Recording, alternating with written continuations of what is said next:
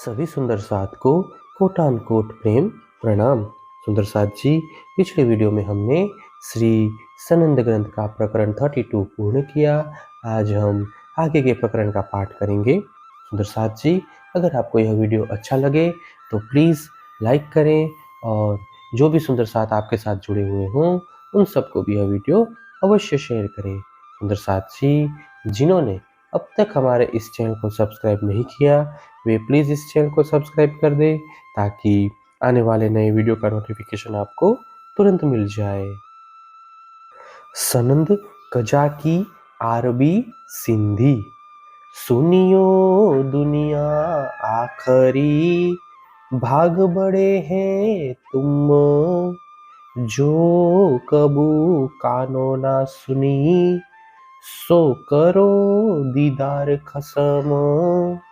आत्म जागृति के इस अंतिम समय में जन्म लेने वाले हे मानवों, सुनो, तुम बड़े भाग्यवान हो जिन परमात्मा के विषय में कभी कानों से भी नहीं सुना था, अब साक्षात सतगुरु के रूप में प्रकट हुए उन परमात्मा के दर्शन कर लो।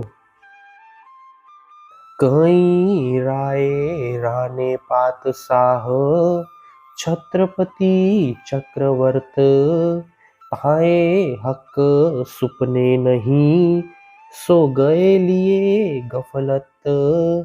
इस जगत में कितने राजा, राणा, बादशाह, छत्रपति तथा चक्रवर्ती हो गए, किंतु उनको स्वप्न में भी परब्रह्म परमात्मा के दर्शन नहीं हुए। वे तो मात्र अज्ञान के अंधकार में डूबे हुए चले गए। कई देव दानव हो गए, कई तीर्थंकर अवतार, किन सुपने ना श्रवणो, सो इत मिलिया नर नार। इसी प्रकार असंख्य देव, दानव, अवतार एवं तीर्थंकर बड़े शक्तिशाली हो गए हैं। उन्होंने स्वप्न में भी परमात्मा के विषय में नहीं सुना। वे पूर्ण ब्रह्म परमात्मा इस समय संसार के सामान्य नर नारियों को भी सहजता से प्राप्त हुए हैं। करी अनेको बंदगी, इसक लिया कई जन्म, तीन काहू ना नजीक, सो इत मिलिया सबन। अनेक लोगों ने परमात्मा की उपासना की एवं कई लोगों ने विहंगम मार्ग का भी अनुसरण किया, तथापि जो परमात्मा कदापि उनके समीप नहीं हुए, वे अभी यहाँ पर सभी को अनायास प्राप्त हो गए हैं। 14 तबक के खावंद, कर कर गए उपाय, तीत परदा सबन पर, सो इत दिया उड़ाए। 14 लोकों के स्वामी कहलाने वाले ब्रह्मा, विष्णु, महेश्वर आदि भी अनेक प्रयत्न करते रह गए, किंतु उन सभी के हृदय पर अहंकार का आवरण बना रहा। सतगुरु ने प्रकट होकर तारतम्य ज्ञान के द्वारा उस आवरण को दूर कर दिया। तुम जानते थे मलकुत को, हम सिर एही बुजरक, तिनको न बका ख्वाब में, सो इत पाया सबो हक। तुम लोग मात्र इतना ही जानते थे कि वैकुंठ ही हमारे लिए सर्वोच्च है, किंतु वहाँ के अधिपतियों को स्वप्न में भी अविनाशी तत्व की शुद्धि नहीं होती। उन परमात्मा को यहाँ पर सभी मारता था राह दूनी की, सबका था दुश्मन, जीत हिदायत एक हादी की, तित भी मारे तीन। यह दज्जाल संसार के सभी जीवों को सन्मार्ग से विचलित करता था, जिससे वह सबका शत्रु बन गया। जिस समुदाय को सतगुरु श्री देवचंद्र जी महाराज का मार्गदर्शन प्राप्त है, ऐसे ब्रह्म आत्माओं के मार्ग में भी इसने बाधाएं डाली।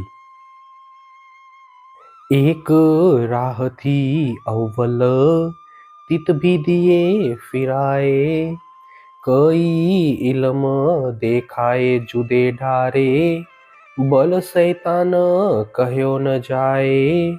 सर्वप्रथम रसूल मोहम्मद ने एक परमात्मा का मार्ग प्रशस्त किया, परंतु इस दज्जाल ने उन लोगों की मति को भी उल्टा दिया। सबको भिन्न भिन्न प्रकार का ज्ञान समझाकर उन्हें एक दूसरे से अलग कर दिया। इस प्रकार इस दुष्ट की क्षमता बताई नहीं जा सकती।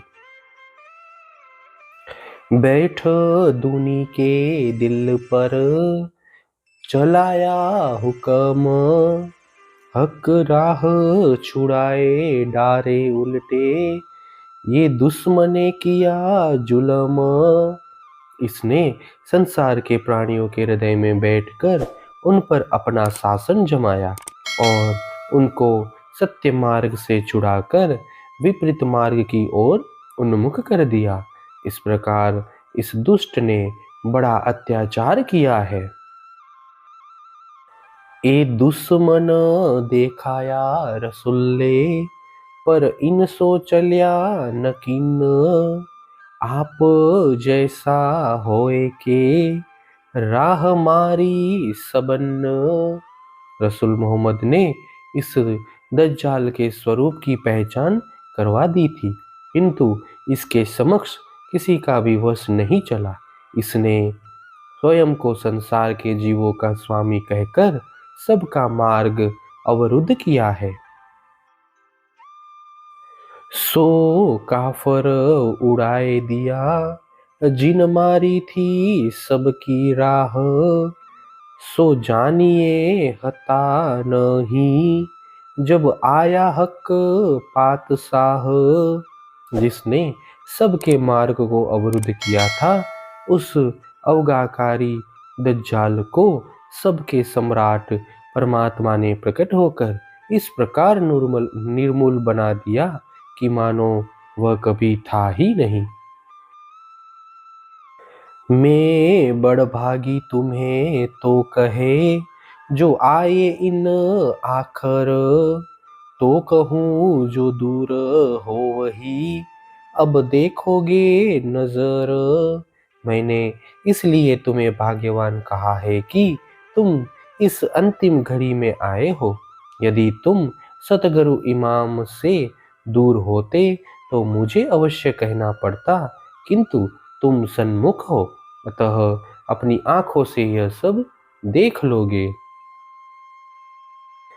या में बड़े रूह मोमिन, सो जुबा कह्यो न जाए, अब ही इमाम के कदमों देखोगे सब आए।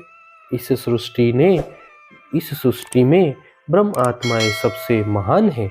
नश्वर जीवा से उनकी महिमा का वर्णन नहीं हो सकता, क्योंकि उनको तुम इसी समय अपने सतगुरु के चरणों में पहुंची हुई देखोगे।